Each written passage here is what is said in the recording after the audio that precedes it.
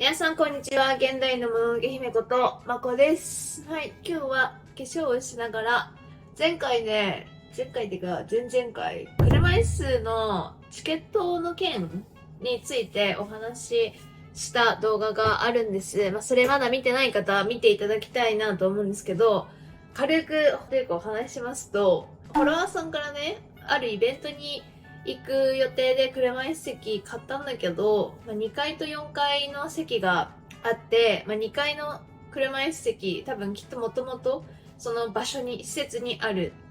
車椅子席で、4階にはもともとは多分なくて、作ったのかなわかんないけど、で、値段がどっちも一緒なんだと。2階も4階もね。で、それって、事前にそういうことも書いてないし、実際に当選の通知が来て初めてそういうことが分かって、で、しかもそこのイベントって全部同じ席の値段ではなくて、指定でね、例えば自分が一番前の席で見たいってなったら、高い金額を払えば、ある程度抽選はそこの場でもあるかもしれないけど、例えば20万払ったら一番前の席を買う権利はありますよとか、その会場に入れればいいっていうんであれば、4階の例えば1万円だけか2万円だけかっていうような席を買うことができますよっていうようなところなんだから、普通のコンサートみたいな感じで全員が同じ価格で全員がどこの席に行くか運ですよっていうことではないっていうのがあって、それだったらじゃあ2階席と4階席の車椅子席が同価格っていうのはおかしくないですかとフォロワーさんからメッセージが来て、で私がそれを SNS で言って皆さんに問いかけたっていうような動画なんですけど、その後ね、フォロワーさんから連絡が来て、その SNS のおかげなのかわかんないけど、電話対応しても実際には動いてくれなかったことが、後でからメッセージが来て、いろんな方からの問い合わせの結果、その4階席の人に関しては、一般の価格と同じように、その2階席は2階席の値段、4階席は4階席の値段っていうことで金額を訂正しますっていうようなメッセージが来たそうです。直接訴える場っていうのもその時はなかったんですよ。主催者と連絡を取る手段っていうのが私たちにはなくて、基本的にはチケットを売っている方々としか連絡が取れない、問い合わせ先がないみたいな状態だったの。その人もその主催者側の連絡先を教えてほしいっていうのをチケットサイトの方にも言ったけど、結局そこも教えてもらえず、だから SNS を使うしかなかったっていう、使うしかなかったっていうか、言ったのは私なんだけどね。その SNS が結構皆さん X とかリツイートしてくれたり、あと TikTok の方にも載せて、TikTok の方でも結構反響があったりしたんですよね。だからそれのおかげなのかなわかんないけど、それで変わってくれたっていう、結果としてはいい方向になったんだなと個人的には思います。そういう活動をしてる一般社団法人さんからも連絡が来て、スポーツ庁の方に今回の事案を伝えましたと。で、スポーツ庁の方からイベントがあった県の方にね、連絡をしてもらって、こういう事案があったのは県が把握しているのか、そういう合理的配慮がなされているのかっていうのをもともと把握してるのかみたいな、そういうことをね、言ったみたいなんですけど、そういう事案があったことは把握してなかったし、実際にそういう問題があったことっていうのは、やはり良くないことだから、一応再発防止をするように言いましたみたいな、その返答でしたっていうようなことをその一般社団法人さん経由で教えていただきました。別にみんないろんなアーティストさん全員とかいろんなイベントがダメだよねって私も言ってるわけじゃなくて、ちゃんと確保してくれてるようなアーティストさんももちろんいるけど、割合的に全体的に見たらやっぱりまだまだ少ないなって思いました。で、そのことを言ったからかなんかわかんないけどさ、 TikTok の方にも結構海外のイベントとかフェスの状況のやつとか流れてくることも結構あって、すごい大型フェスなのか大型アーティストさんの野外フェスなのかわかんないけど、車椅子のそのスペースがちゃんと外櫓が組んであって、みんなより少し高いところに登れる。でもその位置がみんなのこのステージ前全員が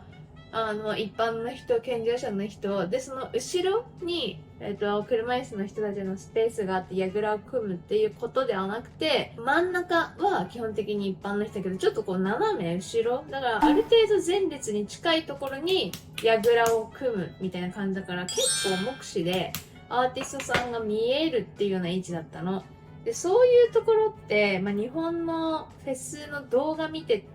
ても動画見るだけだけど、あんまやっぱないかなって思う。車椅子スペースが作られてはいるけど、やっぱり後ろの方とかでモニターだったら見えるけど肉眼で見えるっていうのはやっぱ少ないんだろうなっていうふうに思いました。全部を言ったわけじゃないから100%うんぬんっていうのはわかんないし、しかもフェス自体がさ、やっぱ道が舗装されてないような場所で行ったりする場合もあるから、行かないっていう人も多いのかもしれないけど、やっぱ日本ってまだまだなんだなって思いました。ましてや、確かにでっかいアリーナとか、バリアフリー法にのっとって作るのなんて当たり前の話でさ、だからそれがどこの場所なのかが気になるんだよっていうことなのに、全然建築をすごい 100% わかるわけじゃないからあれだけど、その安全面とか皆さんね、すごい言われるわけですよ。安全面を考慮して席を作ってるんですみたいな話になった時に、1階に作ろうが別に1階に行くまで、例えばそういうスロープがあって避難経路がしっかり確保できるような作りにしてる。他の席の人たちも全部階段で行くんじゃなくて、一部こうなだらかにスロープで行けるようになって、例えばベビーカーとかちっちゃいお子さんも行けるようなルートがあってみたいなところがあれば、別に避難経路は確保できてるわけだから、わざわざ後ろじゃなきゃいけないっていうことはないじゃないですか。いざ作って後ろの方になってたら、やっぱりバリアフリー法で前の方はちょっといけないのでって、それは前の方に行けないような設計をしたから言ってるんじゃんっていう話になるでしょ。なんかそういうところがね、なんか嫌だなって思いました。わかるかな。私すごい化粧しながら言ってるから、うまく伝えられてるかわかんないんだけど、だからやっぱり作る前だったら安全面を確保しながら席を考慮して作れるよねっていう話。大きいところもそうなんだけど、やっぱちっちゃいところもね、たくさんあるじゃないですか。別に大きいアーティストさんたちだけがライブするわけじゃなくて、ライブボックスとか結構ちっちゃい箱でやるアーティストさんのファンの車椅子ユーザーだってたくさんいるけど、やっぱそういうところだとより、狭いし地下だったりもするし、みんなスタンドで立ってワイワイガヤガヤみたいな感じで前に行けなかったりね、前が見えなかったりっていうのがあると思うんです。福岡来て、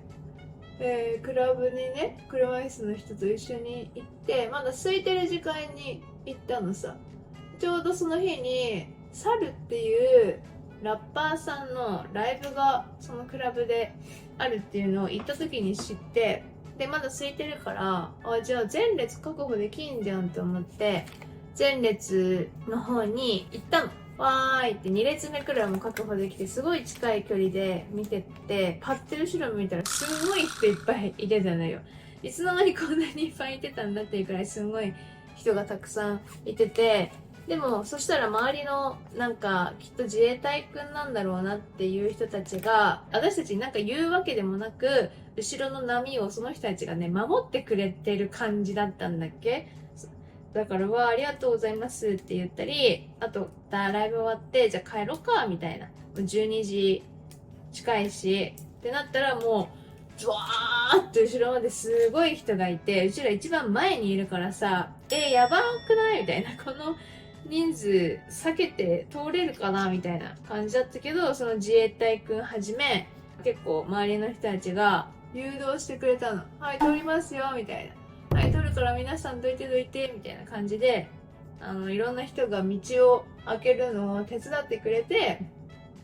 それでその場所から帰れたっていうのがありました。だからやっぱりお酒飲んでる人たちほど結構ノリが良かったりするから、なんかすごいありがたかったなっていう思い出があります。皆さんの力を借りて楽しめる空間もあるので、ぜひ皆さんクラブとかも行ってみてください。はい。ということで何の話だったかやっぱやりながらだとさ全然まとまんないんだけど、とりあえずやっぱ車椅子のイベントとか楽しむっていう行為についてはもっともっと考えなきゃいけないことがたくさんあると思います。発信だけじゃなくてね、そういう企業さんと話す時間を得れながら皆さんがもっと楽しくエンターテインメントできるような空間作りっていうのもなんか私自身もできていけたらいいなというふうに思っています。この動画が良かったなと思っていただけたのであれば、ぜひいいねボタンと、あとはチャンネル登録をよろしくお願いします。はい、ということで最後までご視聴ありがとうございました。